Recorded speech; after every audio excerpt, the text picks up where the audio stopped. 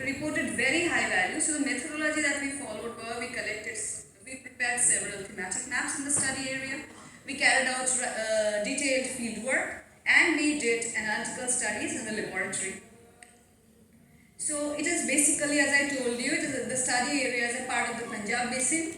So it is the older and the younger alluvium, the Ambala and the Loharu formation. So it is thick pile of sediments there, and the basic basal crystallines are around 500 meters deep here. So the quaternary is very deep here. Geomorphologically, the area is represented by your, again, like dunes and alluvial and some relic dunes were there during the study area, but the whole area has been now modified and it has been converted into cultivable lands. So this is the land use land cover area map of the study area, where we are seeing that 93% of the area is basically under agriculture, and we have very little area where we have habitation, or so it is a semi-peri-urban area of study. And when we analyzed groundwater samples over here, we saw from the shallow aquifers, there are actually 3 aquifers. We got the data from groundwater board. So there are demarcated aquifers. The shallow aquifer is around 7 to 30 meters deep. The deeper one is about 35 or 40 meters to 71 meters deep, and there is one beyond 150 meters. So people are actually using, though there is canal irrigation in the area and the rainfall is very low, but still the canal water is not enough, so they are also harvesting the groundwater here and the shallow level groundwaters. So when we collected the groundwater samples, we reported very high values of uranium. About 80 to 85% of the samples are showing uranium toxicity in the shallow level aquifer, which is going up to 800 and 388 ppb, and the permissible limit of uranium is only 30 ppb.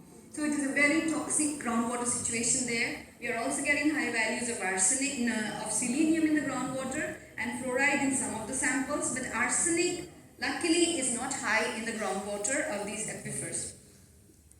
So these were based on the data that we obtained. We have done some distribution maps demarcating the hotspot zones of the area, and in this map, if you can see, this is the distribution. So most of the hotspots are actually located towards the western side of the topo sheet or in the southern part of the topo sheet, and the phases that we carried out, like the phase of uranium that is mobile into the aquatic systems, were analyzed also, because we are seeing it is moving into the system there. Because it is an oxidizing environment, we also found out the redox potential of the system. So we found that the aquifers here are very oxidizing, and it is observed that uranium is actually mobile in oxidizing environment into the groundwater, while arsenic goes into the system when it is a reducing environment. So it is very obvious that we are getting uranium because the aquifers, the shallow aquifers, are very oxidized.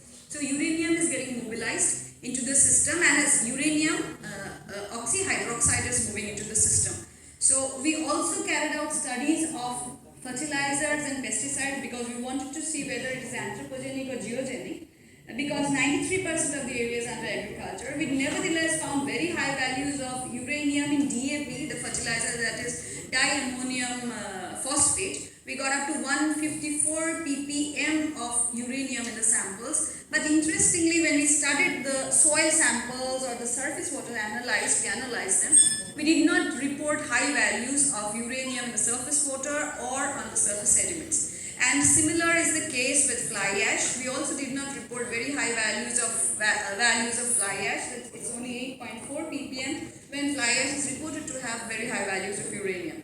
So this is something very interesting. So we came to the conclusion that the problem of uranium contamination is definitely geogenic, because it is affecting both the shallow and the deeper aquifers, but definitely it is getting triggered by the presence of the fertilizers or the pesticides that are being used, and the redox potential of the system, and probably very high values of nitrate that are also present in the area. So we calculated some contamination indices, and we see that uranium concentration is pretty high in the groundwater, is reaching actually an alarming level.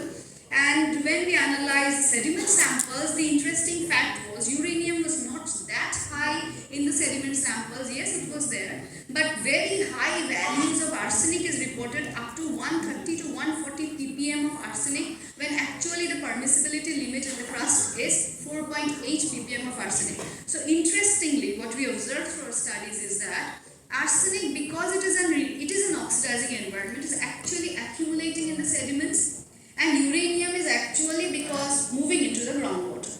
If the system were just reversed, then rather it would be arsenic which will be moving into your groundwater system instead of uranium. So this is one interesting observation that we came across when we studied this. These are again contamination indices which show, yes, arsenic is very high in the sediments, and there is a huge amount of accumulation there. And the sources of the sediments, when we tried to work out on the provenance, we did some petrological studies and we found we did some heavy mineral studies, and we found that the source is probably the siwalics, because we are getting the siwalic as the source minerals there. And carrying out ACM-EDX studies, we have identified the presence of monazite and some apatite grains with high values of uranium in it. So probably these are the secondary minerals that are coming in with content of uranium, and because of the reducing environment, they are all getting trapped into the paleochannels, because the paleochannels are actually the older river channels in which the grain size is very small. So the heavy metals have a tendency to adhere to finer grain size, and also the paleochannels are zones where we are having enrichment of organic carbon. So these facilitate the entrapment of trace elements, so they are mostly getting concentrated into the paleochannels, and from there, because of the oxidizing environment and excessive withdrawal of groundwater, the aquifers are getting oxidized and it is getting mobilized into the groundwater system. This is how probably uranium is mobilizing. We are still on the work and we are carrying out several projects like this. Based on this, we gave some recommendations also. And this is one way that in which our NDCM data has actually helped you in understanding some environmental issues and exploration studies, and also in agricultural studies. Thank you so much.